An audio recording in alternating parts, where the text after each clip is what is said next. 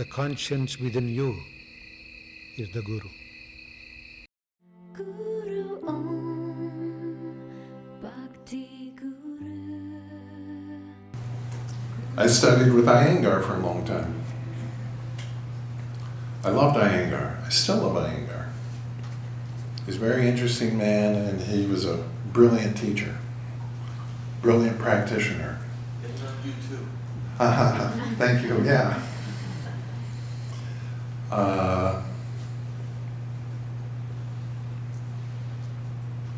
And when I was in India, I asked him, can I just come in the morning and watch you practice?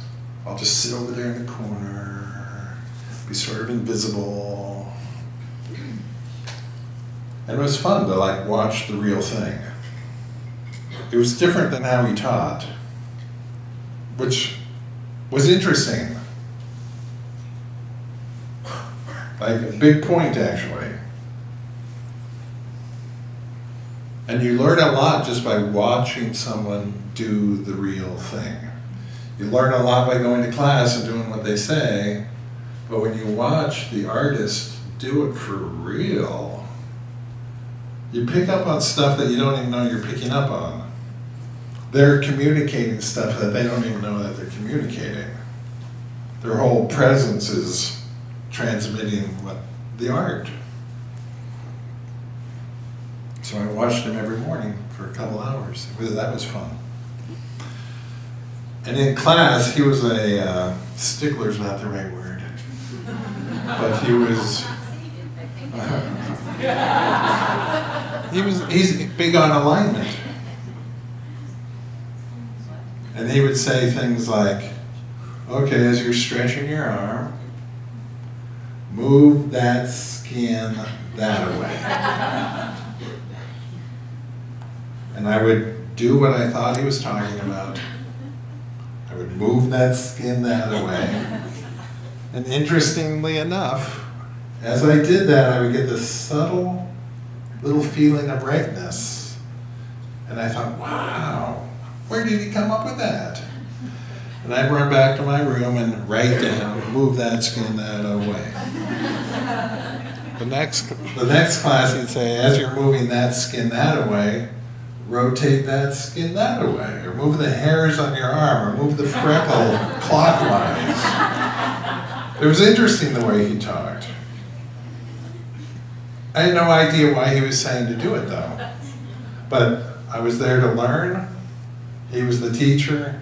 You do what he says, or else. And as I was moving that skin that away, again, there was a subtle little ding, a little feeling of brightness. And again, damn, where did he come up with that? His teacher wasn't teaching him that. Run back to my room, write it down. And I've got notebooks full of this stuff. How to move this skin, that hair, this skin, rotate this. Loved it. Very precise. Finally, I met a man named Joel Kramer. Have you heard of Joel Kramer? He wrote an article in Yoga Journal at some point, and I remember reading it and thinking, God, that's the best mixture of yoga and Krishnamurti I've ever seen. I was a big Krishnamurti student. I thought, wow, I got to meet this guy. I was living at the Krishnamurti school at that point. So I wrote Joel a letter. I said, I would love to meet you. And he said, well, I'd like to meet Krishnamurti. How about if I come to England and you introduce me to Krishnamurti and I'll give you some private yoga lessons? And I thought, yeah, cool.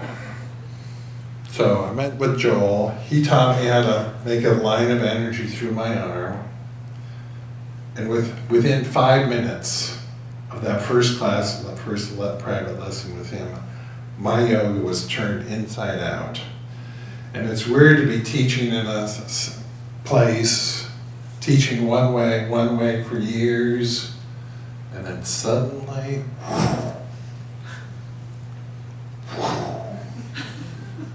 in there and being totally different.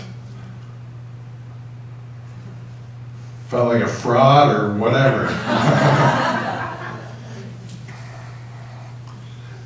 But what's interesting about Joel teaching me how to do the line of energy is basically you just sort of run energy down to your arm and you look for the feeling of perfect flow. And as I was doing that, suddenly it was ding, ding, ding, ding, ding, ding, ding, ding, ding, ding, ding, ding, ding, ding, ding, ding, ding, ding, ding. All the stuff that Iyengar had been talking about started happening without me having to think about it. And then I got it. Wow, that's what Iyengar's doing. He didn't learn it from his teacher. He's being taught from within. He's being guided from within. It's like the energy is telling him how to do the alignment. And then I realized, oh yeah, it's move that skin, it's do this, but it's also this, it's also this. I could say my own things. But it wasn't about the things. It was more about flowing the energy and looking for the feeling of perfect flow. And when I started getting that, I ditched all the details because it wasn't about the details. And I would go into class and say, yeah, just run energy through the mind. You'll really dig it. And some people were ripe and they'd light up and you could see it. And most people were like,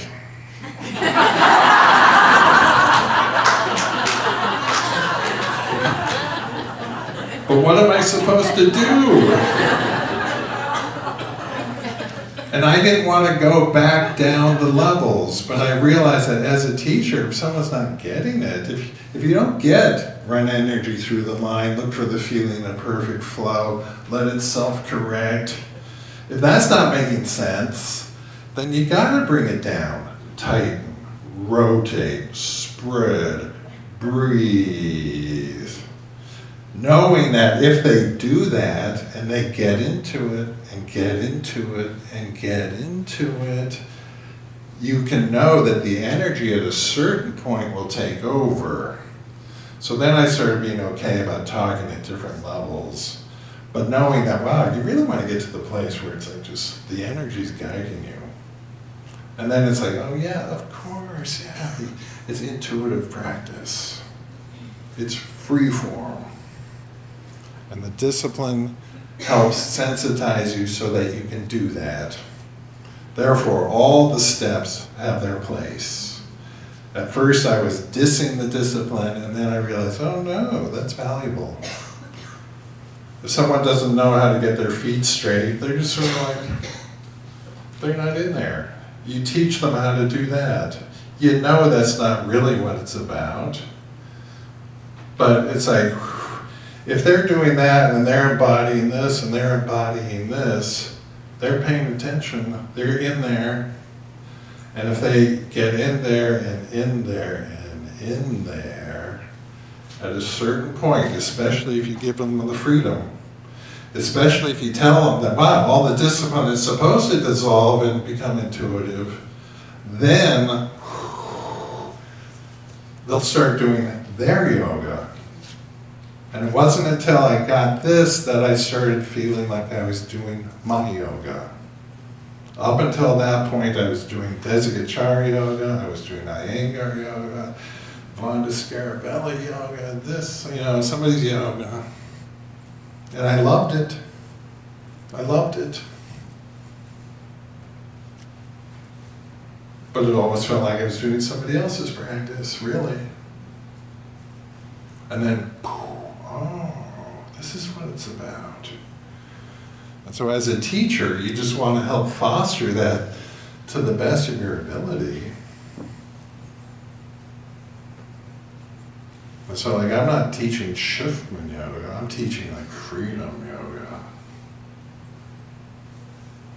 And freedom is sort of redundant. It's just yoga. Conscious union with the infinite being expressed through you.